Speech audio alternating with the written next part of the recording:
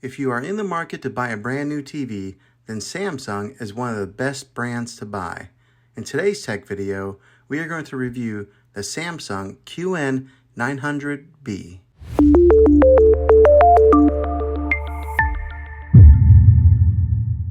Well, hey guys, Juan here. Thanks for stopping by my channel and checking out this video. This is a 65-inch TV that I just got and I've had for a little bit of time now, and I wanted to give my review on it after owning it and using it and putting it to quite a few hours of use with my kids and my family of watching TV, and to give my feedback and see if this is maybe a TV that you're interested in purchasing. And hopefully you can base that off of some of my opinions on being an honest, normal, average consumer of buying a television. Now, I don't work for Samsung. I'm not affiliated with them by any means. So what I'm telling you is all my honest opinion of owning this thing for a little bit of time now. So what I'll do is I'll talk about what I've learned from it, and then I'll talk about more of the in-depth specifics on this TV later on in the video. But as far as owning it for a few weeks now, it's been a great TV. The picture quality is awesome. I mean, like, really awesome. So I upgraded from a 4K UHD TV to this QLED 4K UHD. Also, it's just bigger. I had a 55-inch and I went bigger to 65. So I think a lot of times whenever we upgrade our televisions, we usually end up going bigger.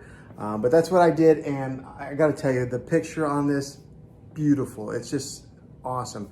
The other day I was watching Endgame on it, and the clarity was so clear. It was almost like they were right there and I could reach in there and touch them. That's how the clarity is on this.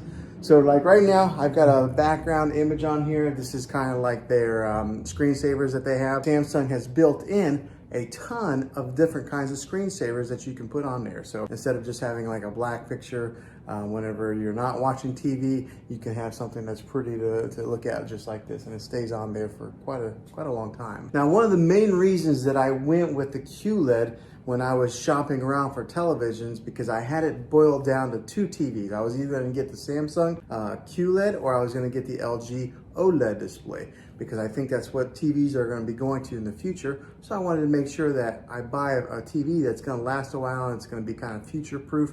Because how often do you buy TVs for your main living room? Is, you know, every so many years. So I wanted to make sure that I got one that's going to last a while, and it's going to be something that's going to be, you know, a good TV for years to come. But the reason that I went with this one, the QLED, was because when it comes to OLED and QLED, if you are in a room that has a lot of natural light, like for this room, for example, I've got a lot of windows over here. There's a couple windows over here. There's a glare that'll be on the TV. The Samsung QLED is better when it comes to glares on a TV than they are with OLED. So that was one of the big reasons that I went with this TV. Also, I am a fan of Samsung. I've had a few TVs of theirs, and they've always lasted a long time versus somebody who maybe had a Vizio or something like that. I had a buddy who had a Vizio and it lasted like a year and it broke on him. My Samsungs have always lasted quite a long time. So they're a trusted brand. They're at the top, you know, they're right there with Sony and LG. And so buying a Samsung QLED was something that I was pretty confident in it lasting for years to come. Now, let me talk about some of the specifics of actually using this thing for a little while. This has what's called Bixby built into it, okay? And if anybody has a Samsung device, they're pretty familiar with what Bixby is. But if you're not, Bixby is kind of like Samsung's Siri, like Apple's Siri, or it's kind of like their Amazon Alexa, okay? It has Bixby built in it. So you can talk to this TV and turn it on with the Bixby command. You just say, hey, Bixby. But let me tell you, it's not that good yet, okay? Samsung has some work to do with that. I would have to say that Amazon's Alexa is the leader in the industry when it comes to artificial intelligence and talking with voice commands.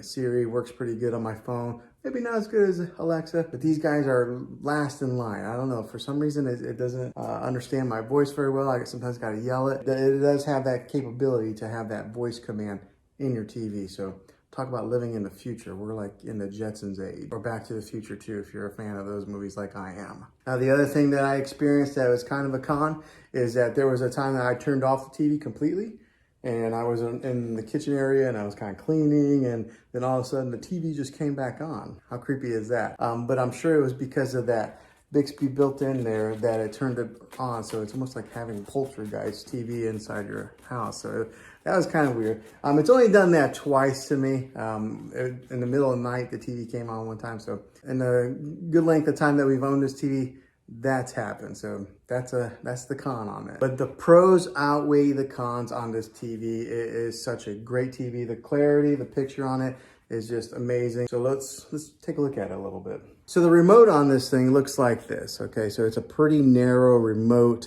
There's not a whole lot of buttons on there, so it's not real daunting. Sometimes you can get a remote that's got so many different buttons on there that you don't really know what to do with, but this is what the remote looks like, and it's kind of shaped like this. So it's almost a little bit narrow to lose into your couch or your recliner, but just keep an eye on this bad boy. Now, the great thing with this, it is a smart TV, so it does have its own smart capabilities that are built right into the TV. You don't have to go out and buy an external stick to put in there, another like a Roku device or a Fire Stick or anything like that. Samsung has their own smart technology built into the TV. So when you hit the home button, just like this, it brings up all the different options of apps that you can download on there.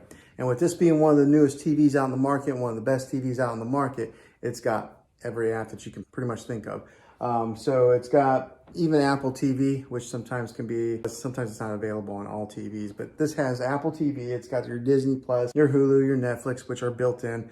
And then also on the remote, it's actually got Netflix right here. It's got Prime Video and Hulu as quick shortcuts that you can press, and it'll automatically launch those apps. And along with having all the different apps that you can download, it does have its own like TV platform. So we'll go right here, this little icon. So right there's Disney Plus, Spectrum. That little icon there is kind of like their own built-in platform, and it's got free movies on there also. It's got movies that you can buy. I haven't used it too much because I've always just used our Netflix or our Disney Plus, but it does have that capability in case you buy it and you don't have a subscription to Netflix, Hulu, or any of the other ones. You can watch free movies on their built-in platform. And like I mentioned previously in the video, it's got its ambient mode, so it's got all these different options to select different screensavers on there. So we'll go to the ambient mode screen on this right now. Okay, so it's loading, and then on here on the bottom, it's got different kinds of features. It's got like My Album, so maybe if you wanted to upload your own pictures to the Samsung platform, you could have your own pictures displayed on here. It's got like artwork. It's got like different kinds of contemporary type of artwork. So it's got so many different features on there. But I kind of like the landscape view, so I've kept that on there for a little while. Every once in a while, I'll change it up. And if you are in the whole smart things platform with the Samsung, it is built right into this TV to where you can control some of your other devices that are in that smart things hub. So that's kind of a neat little feature that you're able to access it right here on your remote through there. So another way is you could always just dive into your phone, download the Smart Things app, and do it that way also. So it gives you so many different ways of being able to access your content, and they do it very easily. All right, so for example, right here, this is Endgame. I wish you guys could really see the clarity of this screen here. It's kind of hard to tell from recording on it like this, but it's got excellent quality, and the sound is pretty good for just being the built-in speakers on a TV. I know a lot of people will get sound bars to put at the bottom of their TV or mount them. It has pretty good sound for just being the standalone speakers that are built in. Another great feature with this TV is the bezel that goes all the way around the TV right here. It's really thin, so most of what you see is just screen. There's not a whole lot of plastic that you see along the edges. Now this is a 65-inch TV. That's what it's advertised at, but I want to put a tape measure on it so that way you guys can see exactly what the exact measurement is of screen real estate that you get. So whenever they say the inches of a TV, you always measure from angle to angle like that. You don't measure across or down. So we're going to put a tape measure on this and see what it measures out to be. All right, so got a tape measure here. Let's measure it. Okay, so the actual measurement comes to be about 65 3/8. So that's they actually give you 3/8 of an inch extra. So that's pretty good. That's what that measures, the actual measurement of screen real estate on this TV. Now, so that's some of the specifics of being an honest user. Probably a lot of people who are going to watch this video are not really ones that need to dive so much into the technical part of the television. They just want to know some of the main user specifics. So that's what I've experienced so far. All right, so hopefully this helped you out in deciding if this was the TV for you. If it is, make sure you throw a thumbs up on this video if you enjoyed it,